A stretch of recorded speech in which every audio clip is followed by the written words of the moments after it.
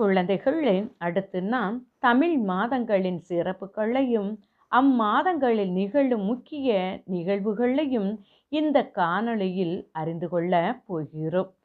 வாங்க. தமிழ் மாதங்களில் முதல் மாதம் சித்திரை ஆகும். இம்மாதத்தில்தான் மதுரையில் சித்திரை திருவிழா வெகு சிறப்பாக நடைபெறுகிறது. அடுத்து வைகாசி மாதம்.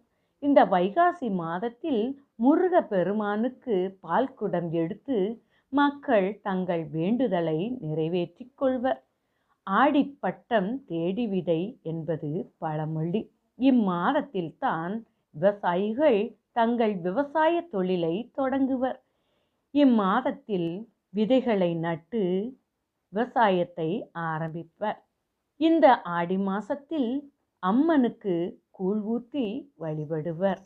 அடுத்து ஐப்பசி மாதம். ஐப்பசி மாதத்தில்தான் தீபாவளி பண்டிகை வெகு சிறப்பாக கொண்டாடப்படுகிறது. அடுத்து கார்த்திகை.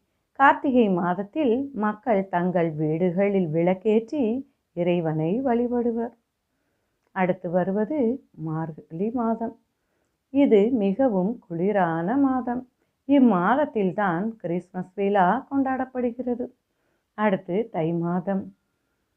தை பிறந்தால் வழி பிறக்கும் என்பது பழமொழி. இம்மாதத்தில்தான் பொங்கல் விழா சிறப்பாக கொண்டாடப்படுகிறது. அடுத்து வருவது மாசி மாதம். இம்மாதத்தில் முக்கிய நாளில் மக்கள் குலதெய்வ வழிபாடு மேற்கொள்ளுவர். தமிழ் மாதங்களில் இறுதி மாதம் பங்குனி ஆகும். இது மிகவும் வெப்பமான மாதம் ஆகும். இம்மாதமே தமிழ் மாதங்களின் இறுதி மாதம் ஆகும். குழந்தைகளே, தமிழ் மாதங்களையும் தமிழ் மாதத்தில் நிகழும் முக்கிய நிகழ்வுகளையும் நன்றாக தெரிந்து கொண்டீர்கள். குழந்தைகளே, பக்கம் எண் 31 உள்ள பயிற்சிகள் அனைத்தையும் உங்கள் பெற்றோர் உதவியுடன் செய்து மகிழ்க.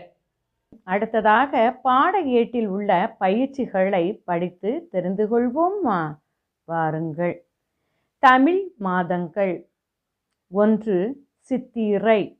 சி-இத்-தி-ரை சித்திரை. 2. வைகாசி. வை-கா-சி வைகாசி. 3. ஆனி. ஆ-நி ஆனி. 4. ஆடி. ஆ-டி ஆடி. 5. ஆவணி. ஆ-வ-நி ஆவணி. 6. புரட்டாசி. பு-ர-இட்-டா-சி புரட்டாசி. 7. ஐப்பசி. ஐ-இப்-ப-சி ஐப்பசி. 8. கார்த்திகை. கா-இர்-இத்-தி-கை கார்த்திகை. 9. மார்கழி. மா-ஏர்-கா-லி மார்கழி. 10. தை. தை. 11. மாசி. மா-சி மாசி. 12. பங்குனி. ப-இங்-கு-நி பங்குனி. குழந்தைகளே, அடுத்ததாக சரியான சொல்லை தேர்ந்தெடுத்து எழுதுக என்ற பகுதியினை படிக்கப் போகிறோம். வாங்க. சரியான சொல்லை தேர்ந்தெடுத்து எழுதுக. தை, மார்கழி, பங்குனி, சித்திரை. இந்த அடைப்புக்குள் கொடுக்கப்பட்டுள்ள சொற்கள் விடைகள் ஆகும். வாங்க, கீழ்காணும் சொற்றொடர்களை படித்து சரியான விடையை தேர்ந்தெடுத்து எழுதுவோமா? 1.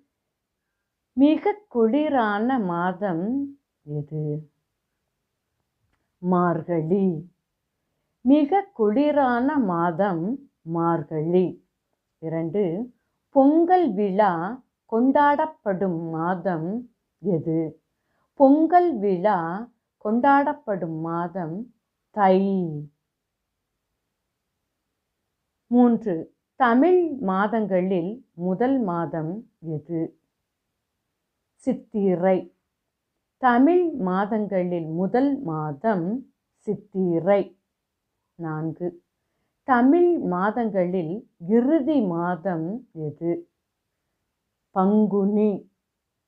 தமிழ் மாதங்களில் இறுதி மாதம் பங்குனி.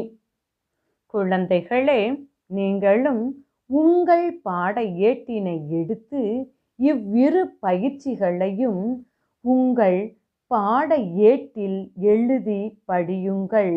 நன்றி.